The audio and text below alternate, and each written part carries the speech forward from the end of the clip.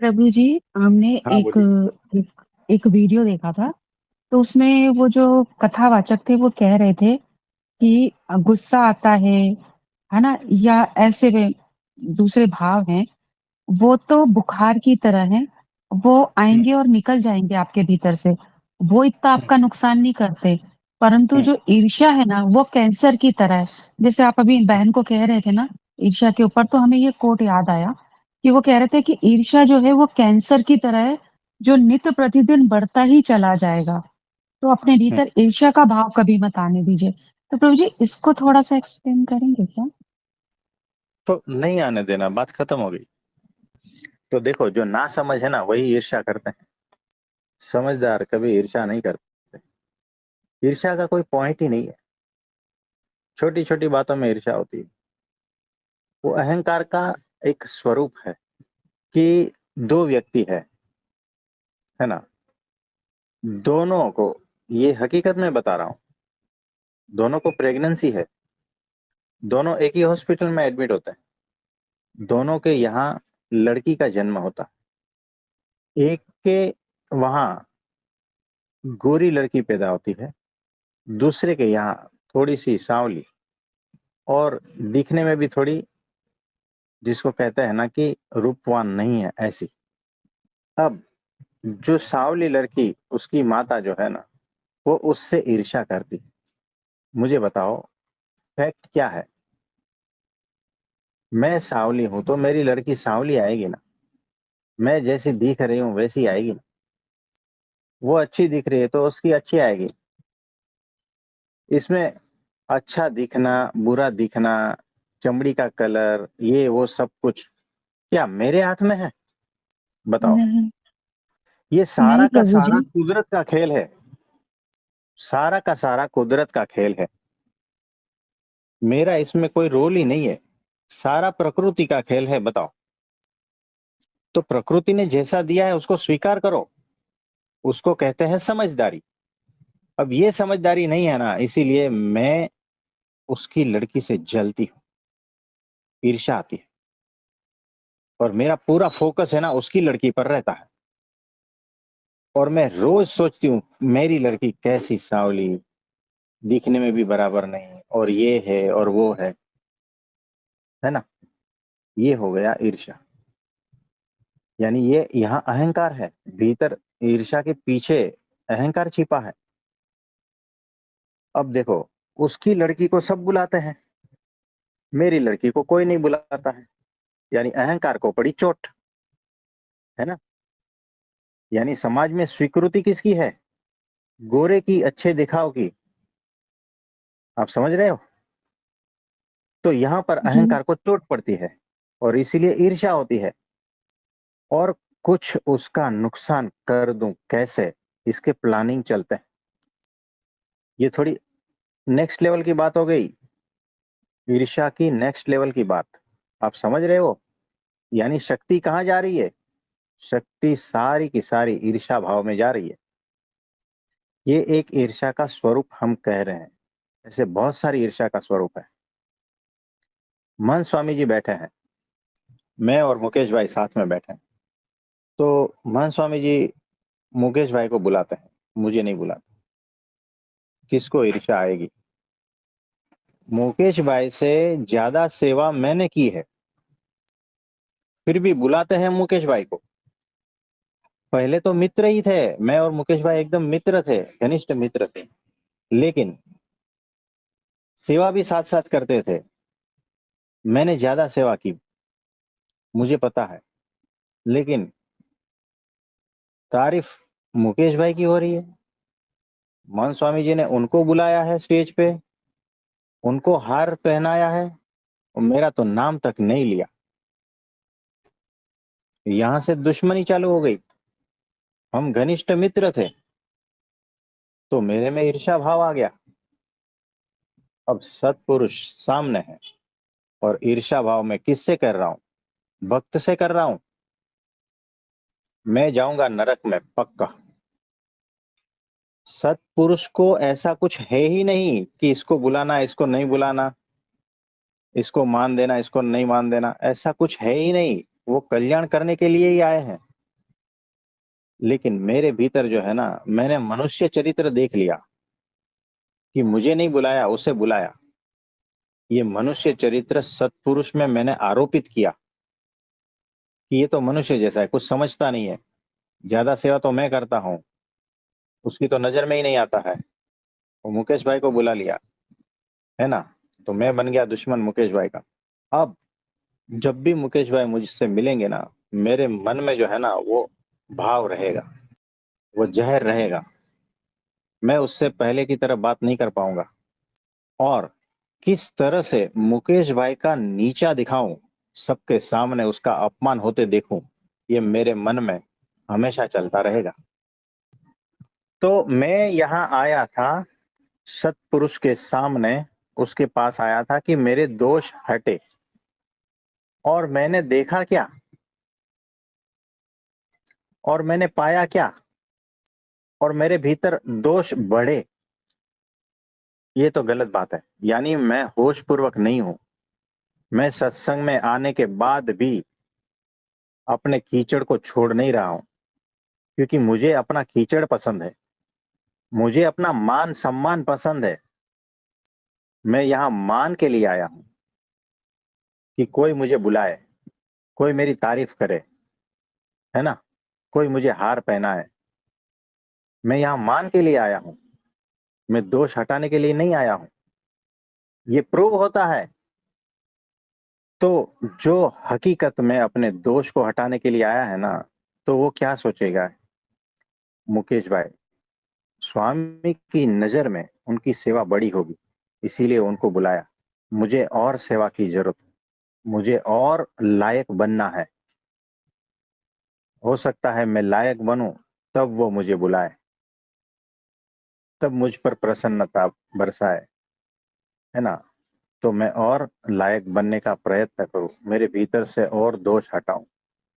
तो जिस तरह से मुकेश भाई दोष मुक्त है, निर्दोष है, सेवा अच्छी से करते हैं, उनका गुण लूं मैं, लेकिन मुझे गुण नहीं लेना है ना। ये मेरा स्वभाव है। तो अपने अपने स्वभाव को हटा देना है सत्संग में आने के बाद, नहीं तो टिकोगे नहीं, और उल्टा दोष युक्त होकर नरक में जाओगे। सत्पुरुष सामने बैठे, उनमें उनके सारे चरित्र दिव्य है, याद रखना। किसी को बुलाते हैं, किसी को नहीं बुलाते हैं। किसी के साथ में 10 मिनट बात करते हैं, किसी के साथ 2 मिनट बात करते हैं, किसी का तो फोन ही नहीं उठाते। ये सारे चरित्र उनके दिव्य है। अब इस तरह से देखोगे ना, तब दोष भीतर से हटेंगे, नहीं तो दोष बढ़ेंगे। भगवान के पास आने के बाद में नरक में सड़ोगे। अनंत जन्म से जिस भगवान की प्राप्ति के लिए प्रयत्न कर रहे थे ना, उस भगवान के आने के बाद भी नरक में जाने का रास्ता खुल जाएगा। तो दोष, अहंकार, ईर्ष्या भाव परमात्मा को बिल्कुल पसंद ही नहीं है। जब तक ये है ना, तब तक आप उसके लायक ही नहीं हो। तो ये सारा कुछ हटाना है भीतर से, बहुत सारा कुछ कचरा है। तो अहंकार के अलग अलग स्वरूप में ईर्ष्या भाव आता है। ईर्ष्या में भी बहुत सारी प्रकार की वैरायटी है। भीतर चेक करना, कहीं मेरे भीतर अहंकार और ईर्ष्या भाव है या नहीं है, तो तत्काल निकाल दो। परमात्मा को ये पसंद ही नहीं है, आपकी ओर देखेंगे भी नहीं। और देखेंगे तो इतनी प्रसन्नता पूर्वक नहीं देखेंगे, जबरदस्ती देखना पड़ रहा है इसीलिए देखेंगे, याद रखना। तो प्रसन्नता अलग बात होती है। तो ईर्ष्या वाले के ऊपर तो प्रसन्न होते ही नहीं। कोई बात नहीं, तो भगवान से प्रार्थना करते हैं आप सभी के भीतर अगर थोड़ा सा भी ईर्ष्या भाव है तो सारा हट जाए, ऐसा भगवान से प्रार्थना करते हैं।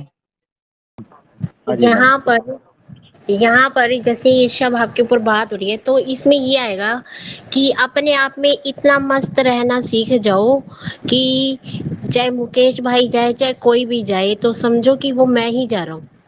एग्जैक्टली ये आपने जो पकड़ा है ना, वो एग्जैक्टली सही पकड़ा है। एक परमाणु भी इधर उधर नहीं है, एकदम परफेक्ट पकड़ा है। यानी मुकेश भाई को बुलाया है, यानी मुझे बुलाया है। मैं भी उतना ही आनंदित हूं जितना मुकेश भाई है। उनको बुलाकर आशीर्वाद देते हैं, हार पहनाते हैं। मुझे ही हो रहा है, क्योंकि एकात्मता का भाव, शिष्य के भीतर एकात्मता का भाव, भक्तों के भीतर एकात्मता का भाव, यानी उस लेवल, है ना। यानी वो जो, ये मेरे स्वामी है, ये मेरे गुरु जी है, और वो किसी को भी बुलाए ना तो मुझे ही बुला रहे हैं। ये जब तक भीतर नहीं आएगा ना, तब तक आप दुखी रहोगे। सत्संग में होते हुए भी दुखी रहोगे। कैसे पता है? ईर्ष्या भाव में जलते रहोगे, धुआं निकलेगा, दुखी दुखी रहोगे, और ऐसा ही जीवन चला जाएगा। तो आपने जो अभी बताया ना, जो बताया ना, वो कहाँ से सीखा आपने? से सीखा। ये विचार कहाँ से आया? आपसे आया। कैसे? आप हमने तो कभी नहीं बताया। आपने सब में स्थित रहना सिखाया ना, तो वो जो गले में हार डल रहा था ना, वो मेरे गले में भी डल रहा था। एग्जैक्टली, कि वही बुला रहे हैं, वो मुझे ही बुला रहे हैं। और मुकेश भाई के इतने गुण होंगे, इसीलिए बुला रहा है। तो उतने गुण मुझ में भी आए, ऐसा मुकेश भाई से हमें आशीर्वाद लेना है, उसके पैर छूना है। यहाँ ईर्ष्या भाव आता ही नहीं, ईर्ष्या भाव जीरो हो जाता है। ये एग्जैक्टली परफेक्ट सॉल्यूशन बताया आपने, और ये ऐसा ही है। इसके अलावा और कोई बात नहीं है, ये ऐसा ही है, और सभी को ऐसा ही करना। तो परफेक्टली बताया आपने। तो उस पर राजी हो रहे हैं, तो मुझ पर ही राजी हो रहे हैं। उनको प्रसाद दे रहे हैं, जैसे मुझे ही प्रसाद मिल रहा है ना। उस भाई ना तो आकर एक दाना तो मुझे भी पकड़ा देंगे, और मैं भी खा लूंगी। मैं कहूंगी मुकेश भाई धन्यवाद। हाँ जी, ये ऐसा ही होता है। तो देखो, अब यहाँ पर आपको रुकाते हैं, शशि भाई को बुलाते हैं। शशि भाई। प्रणाम प्रभु जी। हाँ जी, प्रणाम। आप जब गए थे, तब किसी न किसी ने, कोई न कोई संतों ने जो है ना, महंत स्वामी जी को हार पहनाया होगा। जी प्रभु जी। और महंत स्वामी जी ने उनकी ओर दृष्टि की होगी। जी प्रभु जी। उस वक्त जो है ना, भाव ऐसा ही होना चाहिए कि ये जो हार पहना रहे हैं ना, वो मैं हूं। और महंत स्वामी जी जो दृष्टि कर रहे हैं ना, वो मेरी ओर ही कर रहे हैं। यानी जितने भी भक्त है, वो सारे के सारे मैं ही हूं। जी जितने भी प्रभु जी। शिष्य है, मैं ही हूं। अपने को सीमित मत करो, है ना, छोटे मत करो, विस्तृत करो। जो भक्त भाव है ना, वो मैं ही हूं। जो शिष्यत्व है ना, वो मैं ही। इसीलिए एक शिष्य जाए, उस पर प्रसन्नता तो मुझ पर ही हुई है, ऐसा ही समझना है। तो जी उनको प्रभु। हार पहनाते हुए मैं गदगद हो जाता हूं, मैं रोने लगता हूं, मैं पुलकित हो जाता हूं, प्रसन्न हो जाता हूं। और वो जब मेरी ओर दृष्टि करते हैं, करुणा भर, प्रेम सवर दृष्टि, और उनके आशीर्वाद भरी दृष्टि, वो मुझ पर ही हो रही है। मैं और वो भक्त भिन्न नहीं है। जब ऐसा भीतर से भाव आएगा ना, तो समझना कि भीतर से ईर्ष्या भाव गया। और जब ईर्ष्या भाव गया ना, तो प्रसन्नता और बढ़ेगी, भीतर से और एक अलग आनंद आएगा। तो ये परमात्मा का गुण है। शुद्ध होते हो, भीतर से ईर्ष्या भाव चला जाता है। ये बहुत बड़ी उपलब्धि है। भीतर से ईर्ष्या भाव का जाना बहुत बड़ी उपलब्धि है। अनंत काल से जिस एक भाव को हटाने के लिए, ईर्ष्या भाव को हटाने के लिए जो मनुष्य प्रयत्न कर रहा है ना, अगर वो आपके भीतर से सहजता पूर्वक चला गया ना, तो समझना बड़ी कृपा हो गई। अपने हिसाब से, अपने बलबूते पर ईर्ष्या भाव को खत्म करके दिखाओ, हो नहीं सकता जी। है ना। तो थोड़ा प्रयत्न तो आपको करना ही पड़ेगा, और बाकी का जो है उनकी कृपा हो जाएगी। जी प्रभु जी। तो अभी अभी उन्होंने कहा ना कि मुकेश भाई जा रहे हैं तो मैं ही जा रहा हूं, ऐसा समझना। यानी जो कुछ हो रहा है मेरे और मेरे गुरु के बीच ही हो रहा है, दूसरा कोई मुझे नजर ही नहीं आता। इसका मतलब क्या हुआ कि जितने भी भक्त हैं ना वो सारा मैं ही हूँ, उसमें जितनी भी पॉजिटिविटी है वो मैं ही हूँ, है ना। वो जितनी अच्छी सेवा करते हैं मैं ही हूँ वो। उस हिसाब से अगर देखोगे तो भक्त भाव के लेवल पे आ जाओगे आप, भक्त भाव को उपलब्ध हो जाओगे। और जिस दिन भक्त भाव को उपलब्ध हो गए ना, यानी सारी पृथ्वी के भक्त है ना वो आप हो। और फिर किसी भी भक्त कोई भी रहेगा, उस पर अगर परमात्मा की कृपा हुई ना तो समझना मेरे पर ही हो रही है, ऐसा आपको प्रतीत होगा, फील होगा। देखो, दो भाई हैं, दोनों के गार्डन में बाजू बाजू में रहते हैं, बहुत सारे पुष्पों के जो है पौधे लगे हुए हैं। उसमें से मेरे गार्डन में एक भी पुष्प नहीं खिलता है, और बाजू वाले भाई के गार्डन में एक पुष्प खिलता है। तो ये जो मेरा है वो मेरे भीतर से निकल गया है। तो क्या होता है पता है, तो उसके गार्डन में अगर एक फूल खिलता है ना तो वो जितना आनंदित होता है ना उतना आनंदित मैं भी होता हूँ, भले मेरे में एक भी नहीं खिला है। फिर उसके गार्डन में 10 और खिले हैं तो भी मैं उतना ही आनंदित होता हूँ। फिर 100 खिलते हैं तो भी उतना ही आनंदित होता हूँ, मेरे में एक भी नहीं खिला है। आप समझे, जी प्रभु जी। ये होता है भक्त भाव को उपलब्ध होना। यानी उसका अच्छा हो रहा है ना, खुशी मुझे हो रही है। उसके भीतर से दोष हट रहे हैं, खुशी मुझे हो रही है। परमात्मा उसको प्रसन्न, उसके ऊपर प्रसन्न हो रहा है, खुशी मुझे हो रही है। ये जो खुशी भीतर हो रही है ना, उसका डायरेक्टली इनडायरेक्टली यही मीनिंग होता है कि आप भी शुद्ध हो रहे हो, जी प्रभु जी। है ना। दिख रहा है वो, लेकिन हो रहा है हम, है ना। यानी मैं मेरा यहाँ से भेद हट जाता है, अहंकार पिघल जाता है, तभी आप दूसरों की खुशी में खुशी हो रहे हो, है ना। जी प्रभु जी। दूसरों की प्रसन्नता, दूसरों की खुशी, दूसरों की प्रगति, उसमें जब आप खुश होते हो ना, आनंदित होते हो ना, तो भेद मिट जाता है। वही आनंद के अधिकारी आप भी हो जाते हो, भले आपके पास कुछ भी नहीं है, अभी कुछ नहीं है, समझना। वो स्थिति एक ही हो गई आपकी और उसकी। ये होता है भक्त भाव को उपलब्ध होना। ये लिख लेना, सेंटेंस लिख लेना कहीं, भक्त भाव को उपलब्ध होना, जी प्रभु जी। है ना। यानी शिष्यत्व को उपलब्ध होना, ये सारे एक ही है भाव, है ना। तो भीतर से दोष जैसे जैसे मिटते जाएंगे। और अगर देखो वचनामृत में लिखा है, किसी भी भक्त का अगर अभाव गुण लिया ना, कैसे टालोगे, भगवान भी माफ नहीं करेगा, ये लिखा जी है प्रभु जी। वचनामृत में। तो कहाँ जाके खत्म करोगे इस चीज को, भगवान के सामने उनके भक्तों का दुर्गुण लिया, अभाव अगुण लिया, कैसे बचोगे। जहां पर खत्म करना था उस जगह पे आपने लेके गए हो, कैसे सड़ोगे पता नहीं, है ना। जी बहुत जी। बहुत ध्यान रखना है, यहाँ पर बहुत ध्यान रखना है। तो होता जाएगा। बाजू वाले के बगीचे में फूल खिला है ना, मेरे भीतर फूल खिलते हैं, ईर्ष्या भाव आता ही नहीं। ये होता है, ये भाव लाना है। जब जी तक ये नहीं आता है ना, समझना भीतर कुछ ना कुछ गड़बड़ चल रही है, अभी भी अहंकार मौजूद है, कुछ कमी है, परमात्मा नहीं उतरेगा। तो बहुत अद्भुत बात हो गई आज, जी प्रभु है जी। ना। इसमें और किसी को कोई डाउट रहेगा तो बताइए। प्रणाम प्रभु जी। हाँ जी, प्रणाम।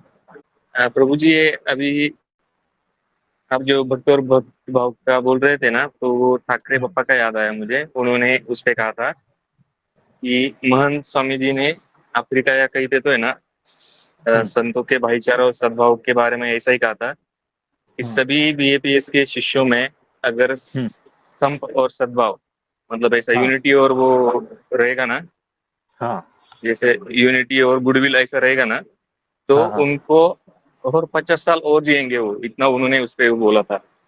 हाँ, एग्जैक्टली ऐसा है कि देखो उसका मीनिंग क्या है मैं बताता हूँ। संप, सूरज भाव और एकता। संप यानी ये उसी का ही मीनिंग है। सूरज भाव यानी एक ही हृदय के भाव, है ना। यानी आप बीमार हो तो कि कुछ भी करके मैं आपके पास पहुंच जाऊंगा। क्यों? मैं आपका न जात देखूंगा, न पात देखूंगा, न क्या है कौन सा, कुछ भी नहीं देखूंगा। मैं यही देखूंगा कि ये मेरे गुरु का शिष्य है या नहीं, बस इतना ही देखूंगा। ये मेरे गुरु से जुड़ा है ना, बस इतना ही देखूंगा और कुछ नहीं देखूंगा, है ना। तो ये होता है संप, सूरज भाव और एकता। अगर ये भावना सत्संगियों के भीतर आई है ना, तो अगर उस तरह से रहते हैं ना, तो और अधिक जीते हैं सत्पुरुष, और अधिक देर तक इस पृथ्वी पर रहते हैं। जी बिल्कुल जी, ऐसा ही अगर अंदर अंदर ईर्ष्या, द्वेष, है ना, ये सारा कुछ चलता है, तो सत्पुरुष को यहाँ रहने का मन नहीं होता है। आप समझे? जी बिल्कुल। तो आप है, मुकेश भाई है, ऋषि भाई है, शशि भाई है, ये चारों के चारों अपने अपने एक दूसरे के दुश्मन है और एक दूसरे को देखने को भी रेडी नहीं है। तो हमें ये सत्संग चलाने का मजा नहीं आएगा। जी प्रभु जी, और आपने कल भी कहा था ना कि कोई वो एक शिष्य रहता है जिसके वजह से सारे वो हाँ स्कूल के स्टूडेंट्स को फायदा होता है, तो हम भी उनको ऐसे ही देखते हैं। हाँ जी, तो वैसा ही होता है कि कोई है जिसकी वजह से सत्पुरुष यहाँ रहे हैं, इतने कीचड़ होने के बावजूद भी। आप समझे? जी प्रभु। तो ऐसा ये उनकी करुणा है, और उसकी वजह से बहुत जीवों को, अनंत जीवों को फायदा होता है, कल्याण हो जाता है। तो ऐसा है। और किसी को कुछ पूछना है? अब हाँ जी, मुझे बोलिए पूछना, बोलिए। जैसे आपने बोला ना कि ईर्ष्या भाव होता है, तो हाँ ईर्ष्या भाव करके अगर देखो संगठन में रहते हैं तो सबके स्वभाव अलग अलग होते हैं ना, तो जिसको हाँ जी जिस दिक्कत है तो उसको प्रेम से बैठकर वो बात की जा सकती है ना, क्योंकि अगर हाँ प्रेम से कोई बात की जाएगी तो उसका सॉल्यूशन मिलता ही है। बराबर है। और ईर्ष्या के बदले प्रेम से बात करके उस बात को सुलझा दिया जाए तो ईर्ष्या का भाव आएगा ही नहीं किसी के अंदर।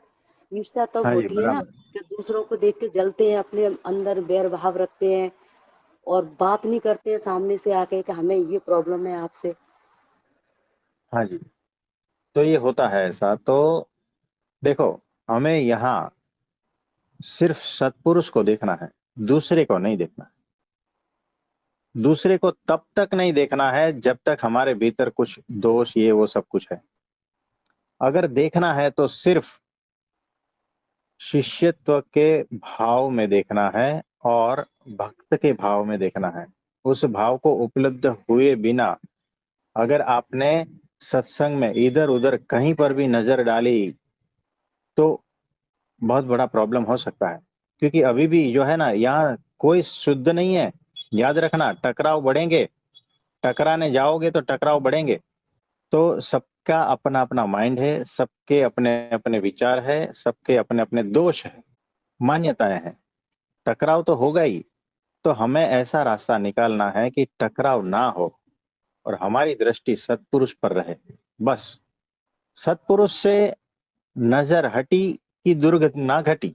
आपने इधर उधर झांकने का मगजमारी किया ना, दुखी होगे। सत्संग में जो सुख आना है वो सुख नहीं आएगा। सत्पुरुष जो सुख देना चाहते हैं ना, वो आएगा ही नहीं, क्योंकि भीतर इतनी मलिनता भरी है। नाक में कीचड़ भरा है तो परफ्यूम का स्मेल नहीं आएगा। तो ऐसा है। तो बिना कीचड़ के रहना है। दोष सिर्फ मेरा ही है, क्योंकि मुझे परेशानी हो रही है। तो जिसको परेशानी हो रही है ना, दोष उसी का ही है। जिसको दुख हो रहा है ना, दोष उसी का ही है। जिसको तकलीफ हो रही है ना, दोष उसी का ही है। ये समझना, ये परफेक्ट सूत्र है। मैं परेशान हूं, समझना मेरा ही दोष है, सामने वाले का है ही नहीं। मैं दुखी हूं, मेरा ही दोष है, सामने वाले का है ही नहीं। मुझे भीतर से चिड़चिड़पन और बेचैनी और ये सारा कुछ हो रहा है, तो मेरा ही दोष है, सामने वाले का है ही नहीं। ये परफेक्ट सूत्र याद रखना है। देखना सिर्फ सत्पुरुष को ही सत्संग में, और किसी को देखना नहीं है, किसी की बात सुननी नहीं है, किसी के अभाव अवगुण में पड़ना ही नहीं है कि उसने ऐसा कहा, उसने वैसा नहीं। सत्संग के अलावा और कोई बात नहीं होनी चाहिए, तब टिकोगे, नहीं तो ऐसे फेंके जाओगे, पता भी नहीं चलेगा, सातवें नरक में सड़ोगे। तो क्लियर कट हमने बता दिया है सत्संग में किस तरह से रहना, क्लियर कट बता दिया। जहां टकराव है वहां जाना ही नहीं है, सत्पुरुष की और ही दृष्टि। अरे दूसरा क्या करता है मुझे क्या लेना देना, मैं अपना देखूं। तो महंत स्वामी जी के लाखों शिष्य हैं, लाखों फॉलोअर्स, सबके अपने अपने स्वभाव है। कोई ऐसा भ्रमरूप होकर आया नहीं है सत्संग में, सबको होना है। अगर मैं सबकी ओर देखने लगूं ना, मैं टिकूंगा नहीं। और जो टिक गए है ना, उसकी दृष्टि सिर्फ सत्पुरुष की ओर है। तो हॉस्पिटल में है ना, 50 दर्दी पेशेंट जो है एडमिट है, कोई चिल्ला रहा है, कोई गाली दे रहा है, कोई उल्टियां कर रहा है, किसी को दस्त लगी है, सब जो है ना अपने अपने हिसाब से कीचड़ उछाल रहे हैं। और मैं उस हॉस्पिटल में बीमार होकर आता हूँ और मैं सबको देखता हूँ ना, तो फिर मुझे भाग जाने का मन होता है कि मुझे ऐसी हॉस्पिटल चाहिए ही नहीं जिसमें इतने सारे बीमार हैं, जो कोई कभी भी उल्टी कर देता है, कोई कहीं पर भी संडास कर देता है, किसी को पेशाब में कंट्रोल ही नहीं है, कभी भी बिस्तर गीला कर देता है। मैं ऐसी हॉस्पिटल में आऊंगा ही नहीं। यानी मेरी दृष्टि कहाँ पर है, हॉस्पिटल मेरी पे दृष्टि कहाँ होनी चाहिए? वहाँ डॉक्टर पे होनी चाहिए, यहाँ सत्पुरुष पे होनी चाहिए। वहां मेरी दृष्टि सिर्फ मेरी बीमारी और डॉक्टर पे होनी चाहिए। दूसरा क्या कर रहा है मुझे क्या लेना देना, उसमें कैसे कैसे पेशेंट है, वो है ही हॉस्पिटल है इसीलिए होंगे। तो सत्संग है तो इसीलिए सारे कुछ होंगे यहाँ पर, अपने अपने स्वभाव लेके ही बैठे हैं सत्संग में। कोई यहाँ ब्रह्मरूप होकर नहीं बैठा है, कोई आत्मज्ञानी नहीं है, सबके अपने अपने स्वभाव है। अगर हॉस्पिटल में मुझे ये सारे लोगों को देखकर तकलीफ होती है ना, तो तकलीफ मुझ में है, तो मुझे अंतर्दृष्टि करनी है, मुझे चेक करना है भीतर कि क्यों ये हो रहा है। यानी मुझे इलाज की ज्यादा जरूरत है, आप समझे? तो मेरी दृष्टि सिर्फ मेरी बीमारी पर और मेरे डॉक्टर पर होनी चाहिए। मेरी दृष्टि सिर्फ मेरे दोषों पर और सत्पुरुष पर होनी चाहिए। और कहीं पर भी मेरी दृष्टि गई ना, तो सातवां नरक खुला द्वार है, याद रखना। क्योंकि सबके अभाव गुण लोगे आप, वो वैसा है, वो वैसा है। भक्तों के अभाव गुण जिसने लिए हैं वो सड़े हैं, वो सातवें नरक में जाके उसको चैन पड़ता ही नहीं, जीवन में कभी भी उसको चैन पड़ता ही नहीं। वो जैसे लकड़ी जलती है ना और फिर बुझ जाती है, फिर धुआं निकलता है, उसी तरह से वो भीतर भीतर जलता रहता है। सत्संग में आने के बाद भी सुख नहीं मिलता उसको।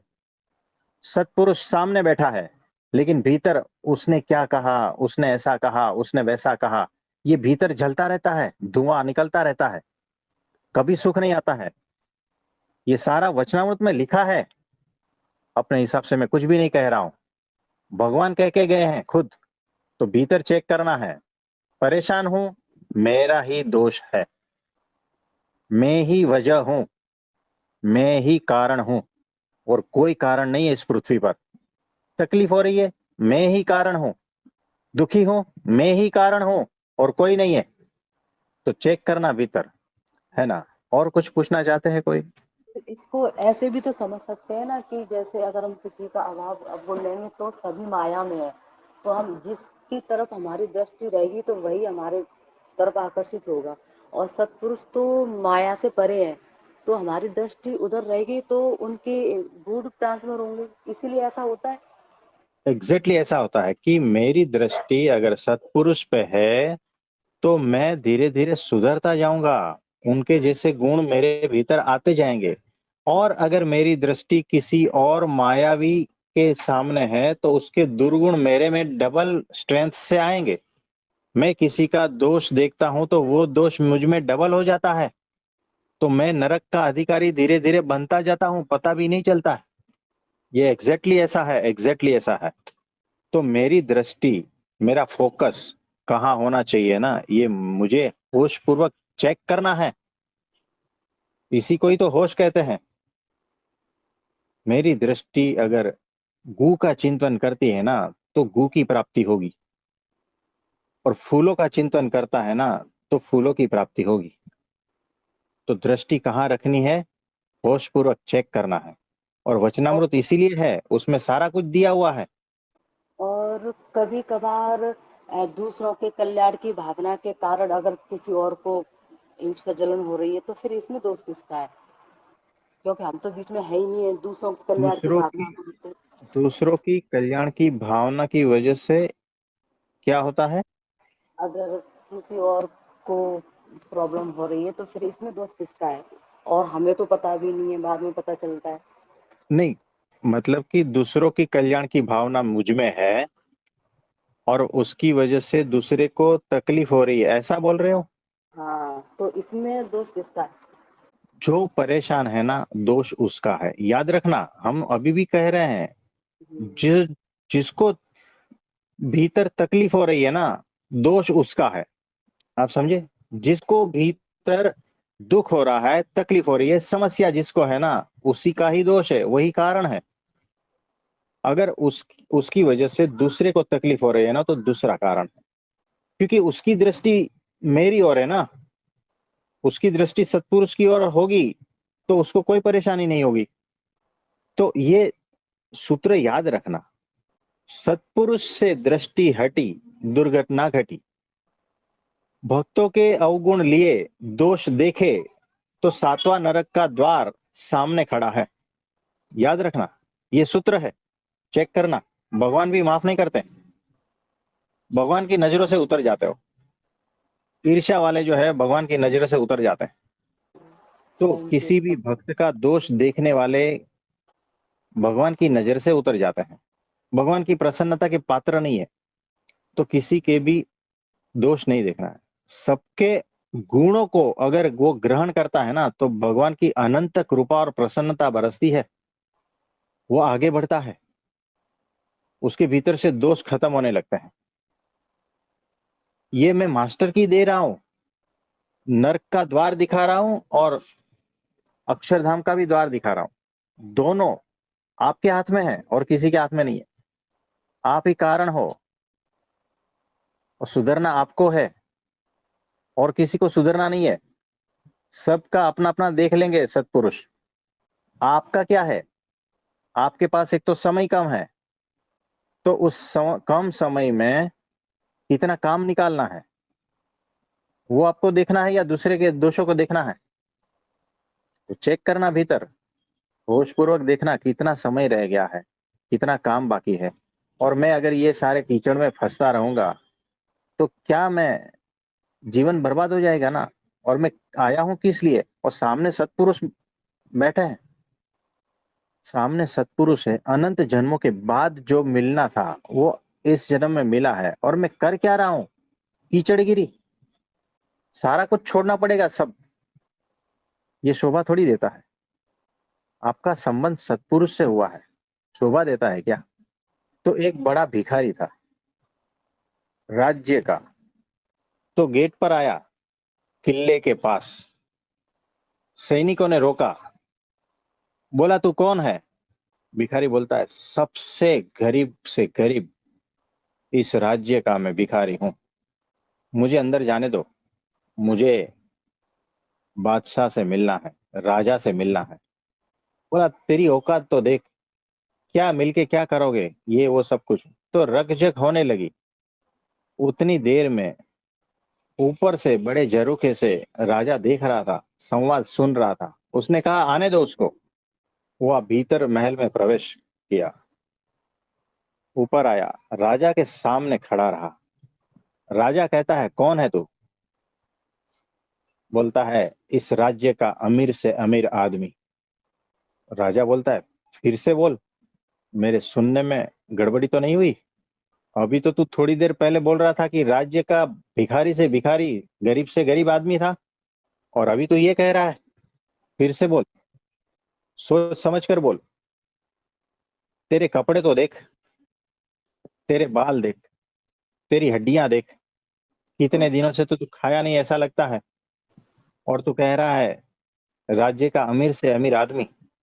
तो बोले, हाँ महाराज, मैं अमीर से अमीर आदमी हूं इस राज्य का। तो बोला, ऐसे कैसे?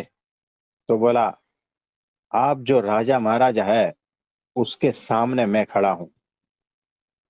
ये छोटी बात नहीं है, अमीर से अमीर हूं मैं। यानी किसके सामने खड़े हो तो भीतर किस तरह से भाव उठते हैं, है ना। यानी कुछ देर पहले गरीब से गरीब था, लेकिन मिला क्या? बड़े से बड़े राजा के सामने खड़ा रहने का सौभाग्य मिला, इसीलिए वो अमीर से अमीर आदमी हो गया। यानी भीतर इतना कैफ, और यहाँ सत्पुरुष सामने है, अनंत जन्मों के बाद मिले हैं। और पूछते हो कौन? नहीं, मैं तो कीचड़ वाला कीड़ा हूं, मैं तो काम क्रोध लोभ में फंसा हूं, मेरे में तो बहुत ईर्ष्या है, ये है वो है सब कुछ, और मैं इसी को ही सब ढूंढने के लिए सत्संग में आया हूं। सब भक्तों के कीचड़ को ही मैं ढूंढने के लिए आया हूं, उसमें कौन सा दुर्गुण है, उसमें कौन सा दुर्गुण है, ये मैं इकट्ठा करने के लिए आया हूं। अरे तू देख तो सही, कहाँ खड़ा है? अरे राजा के सामने खड़ा है तो राजा जैसा बन जाता है। तो भीतर चेक करो, सोचो, कहाँ हो आप? प्रगट अक्षर ब्रह्म सत्पुरुष, प्रगट भगवान, वो मिले हैं और कीचड़गिरी में फंसे हैं। ये शोभा नहीं देता, अच्छा नहीं लगता। सत्पुरुष को ये बात पसंद ही नहीं है। ज्यादा देर रहेंगे नहीं इस पृथ्वी पर, अगर ऐसा ही सब कुछ देखा ना तो। आप समझे? जी, अभी आपने बोला ना कि सोचो हम कहाँ पर खड़े हैं, कीचड़ में खड़े हैं, तो अभी यही अंतर्दृष्टि हुई कि हमारे खुद के अवगुण इतने सारे हैं अनंत जन्मों के, और सबके अवगुण देखते जाएंगे तो कितना बोझा लग जाएगा, तो और कीचड़ में धंसते जाएंगे, फिर सत्पुरुष का हाथ छूट जाएगा, क्योंकि बोझा इतना हो जाएगा, ऊपर से कीचड़ में हाथ है, कीचड़ हाथ में लगी तो सत्पुरुष हाथ ही छोड़ देंगे। एग्जैक्टली बराबर है, ये ऐसा ही है, फिसलते जाओगे हाथ से, है ना।